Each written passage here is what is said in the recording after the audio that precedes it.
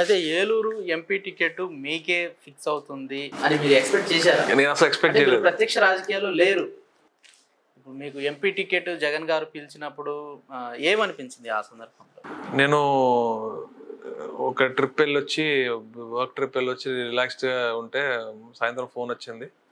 ఆళ్ళనాని గారు డాడీకి ఫోన్ చేసి ఇట్లా మీ అబ్బాయిని అనుకుంటున్నాము, మీరు నో చెప్పకూడదు అని చెప్పారు. జగన్మోహన్ రెడ్డి గారు మరి యువతకి ఒక అవకాశం ఇవ్వాలి. నేను ఎప్పుడు బ్యాక్ ఎండ్లో ఉండేవాడిని. బ్యాక్ ఎండ్లో నాన్నగారికి కానీ పార్టీ కోసం కానీ ఎప్పుడు బ్యాక్ ఎండ్లో సపోర్ట్ చేస్తూ ఉండేవాడిని. నాకు ఒక ఆపర్చునిటీ జగన్మోహన్ రెడ్డి గారు ఇలా ఇస్తున్నా అనగానే నో చెప్పని కూడా చెప్పలేను. ఎందుకంటే మా ఫ్యామిలీ అంతా జగన్మోహన్ రెడ్డి గారి కోసమే, ఇంకా వైఎస్ఆర్ కాంగ్రెస్ పార్టీ కోసమే.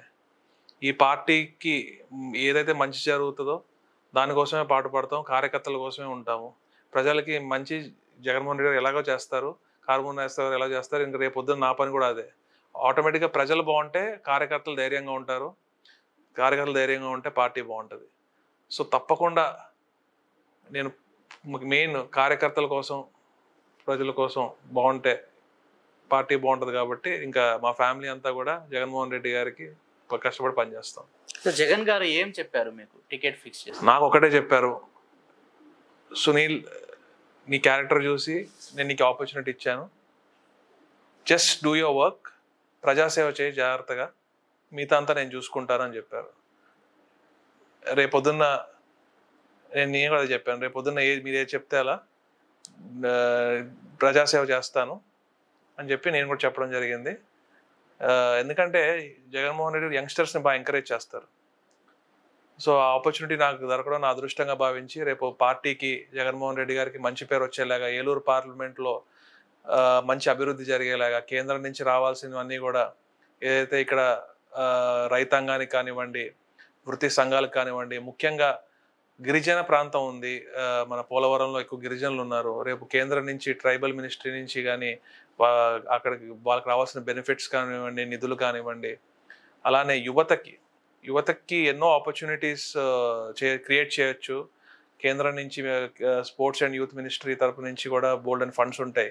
అవన్నీ కూడా తీర్చేలాగా చాలా ఒక ప్రణాళిక రూపొందించుకుని నేను వివిధ మన కొల్లేరు సమస్యలు కానివ్వండి, రేపు పోలవరం కానివ్వండి, పెద్దలు జగన్మోహన్ రెడ్డి గారి సలహాలు సూచనల మేరకు, అలానే ఇంకా మన పార్టీ పెద్దలు కానివ్వండి, అలానే ఇక్కడ లోకల్ మన ఎమ్మెల్యేస్ అందరూ కూడా ప్రతి ఒక్కళ్ళు నాకు ఒక కుటుంబ సభ్యుల్లా కలిసిపోయాం. మేము ప్రతి ఎమ్మెల్యే గారితో నేను కూర్చుని ఆ ప్రాంత సమస్యలు అన్నీ నేను మాట్లాడుకుని నేను కేంద్రం నుంచి నేను ఏం చేయగలగాలో ఒక టీం సెట్ చేసుకుని నేను ఒక ప్రణాళికతో ముందుకెళ్తున్నాను.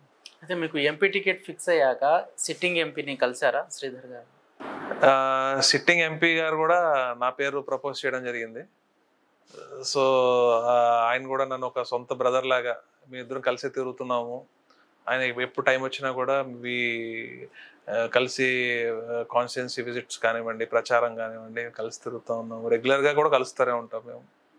అది చింతలపూడి ఎలా ఉంది, గెలుస్తారు? 100% గెలుస్తాం. చింతలపూడి 100% చాలా బాగుంది. చింతలపూడి బేసికల్గా కుటుంబంలో చిన్న చిన్న ఇష్యూస్ ఉంటాయి, ఏ కుటుంబంలో అన్నా. సో మా వైఎస్ఆర్ కుటుంబంలో కూడా అక్కడ చిన్న చిన్న ఉంటే అన్ని క్లియర్ చేసుకుని ముందుకెళ్తున్నాం, అన్నీ బాగుంటాయి. 7కి 7 కొడుతున్నాం. పవన్ ఫ్యాక్టరీ కొంచెం గట్టిగా కనిపిస్తుంది ఏలూరు సెగ్మెంట్. నాకైతే అసలు జీరో ఏం కనపడట్లేదు. ఎందుకంటే ఉంగుటూరులో కానివ్వండి, ఏలూరు కానివ్వండి, అసెంబ్లీ కాన్స్టిట్యున్సీ ప్రతి చోట జన సైనికులు వచ్చి జాయిన్ అవుతున్నారు. ఎందుకంటే దే ఫీల్ బిట్రేడ్. ఎందుకంటే సీఎం సీఎం సీఎం అని చెప్పి గొంతు చించుకొని బట్టలు చించుకుని అరిశారు.